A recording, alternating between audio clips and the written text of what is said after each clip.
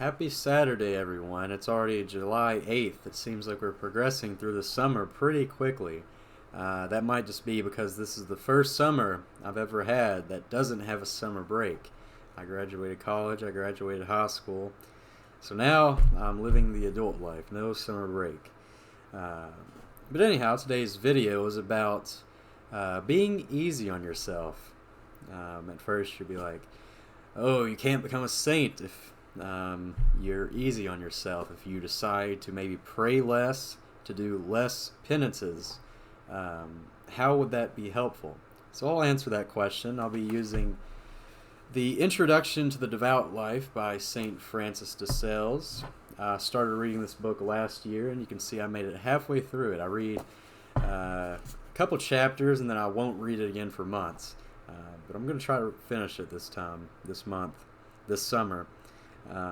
Anyhow, this one chapter, chapter 23 of the third part, the exercise of exterior mortification. It's a pretty long chapter, but it really touched home because I've been going through the same lesson in my life. So if you watch a video I made about 2 months ago, it was called, I forget the name, I should have looked that up. It was basically about every time you have a sinful inclination, a sinful thought, anything of that nature, you pray 1 Our Father and 3 Hail Marys. It's like, as I noted back in that video, the point of that is to kind of exhaust your flesh, to really mortify the flesh. It's like the same concept of a child touching a hot pan. That pain is what keeps the child from touching that pan again. So if you know, like, you're gonna have to pray these prayers every time, it might not be a sin, but every time you have that sinful inclination, and that's really to stomp down on those thoughts that arise, because sin starts in the mind. So if you're really serious about the devout life, we'll use that term, you have to fight the war in the mind. The war in the flesh is important. What you let in through the eyes and the ears affects the mind, but it really goes back to the mind. You have to mortify the mind. Custody of thoughts, chaste thoughts.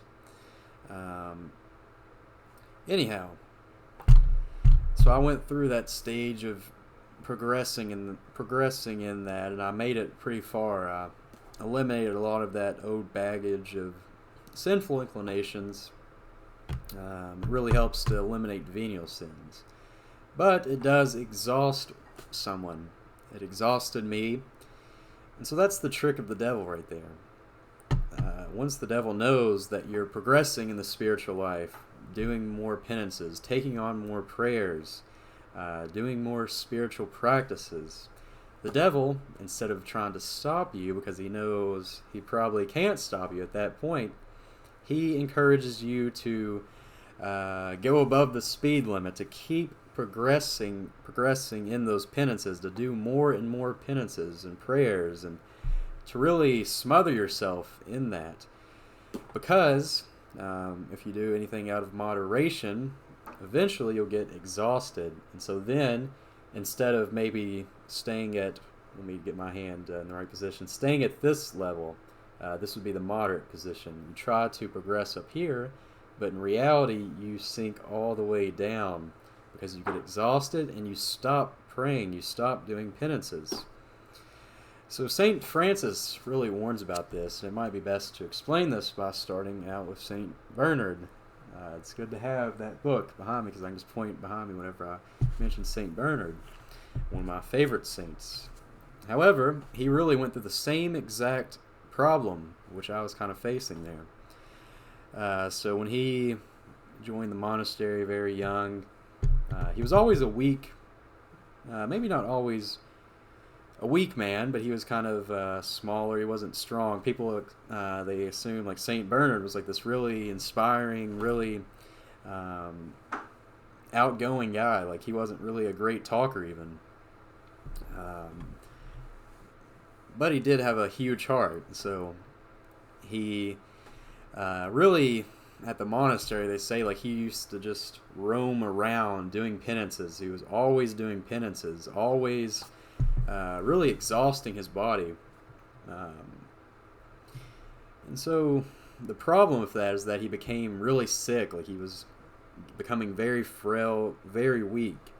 And so that stopped him from doing these alms, doing good to others. He was always weak. He wasn't able to actually like maybe get out of bed one day to actually go help someone.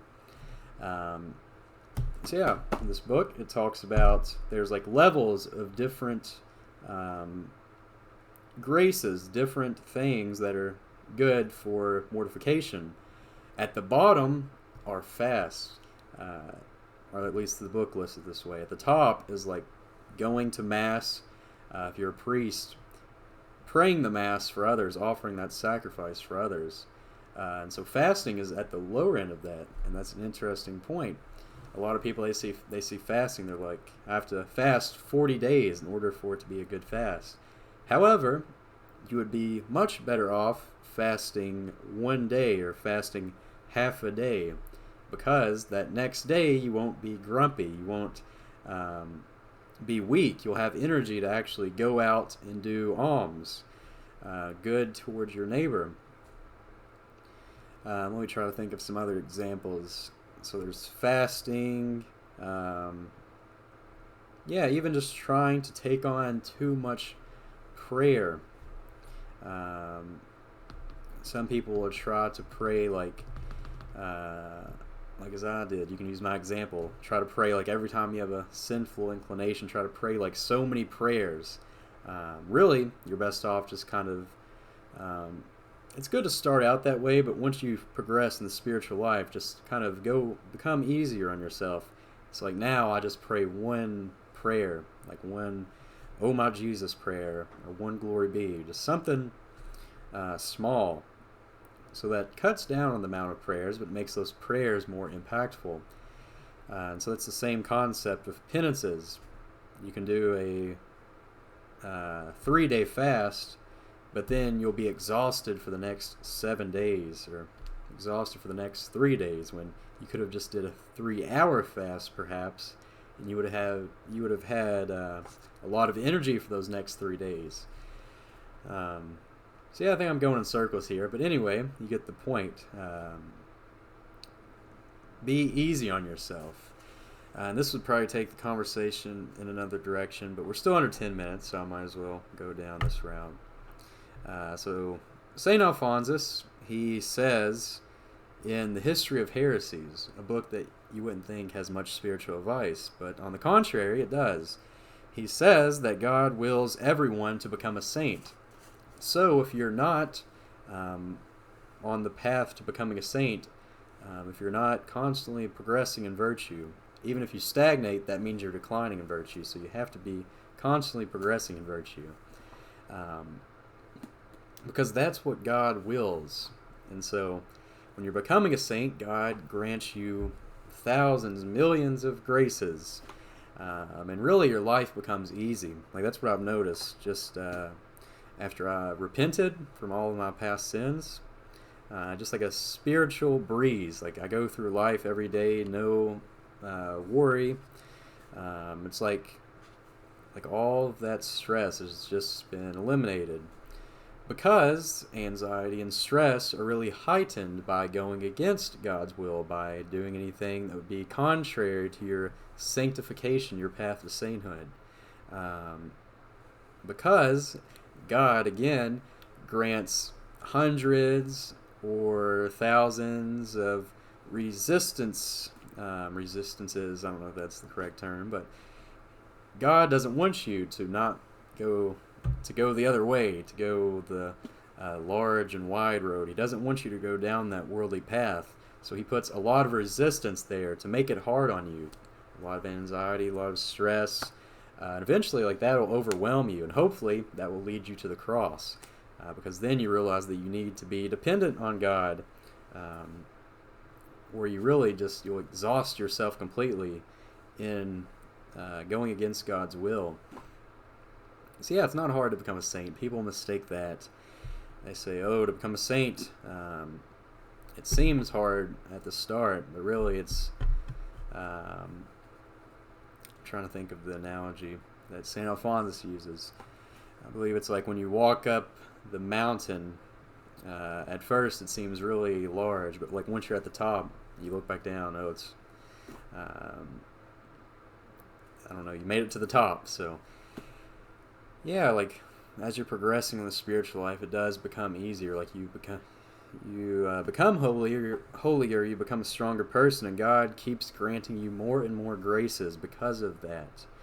Um, so yeah, you just have to get past those sins that you're stuck in, and it becomes easier. And so your penances, your prayer life should become more easier, more simpler, um, all the way down to like childlike innocence. You have to retrieve that childlike innocence in prayer, um, praying to God as a child again.